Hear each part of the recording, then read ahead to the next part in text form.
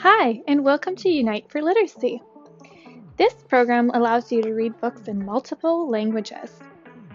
The text will be in English or in Spanish when you want to read. The great power comes from narration. If you click on this image of a globe, you will see there are multiple languages available for you to listen to books. Let's try Vietnamese.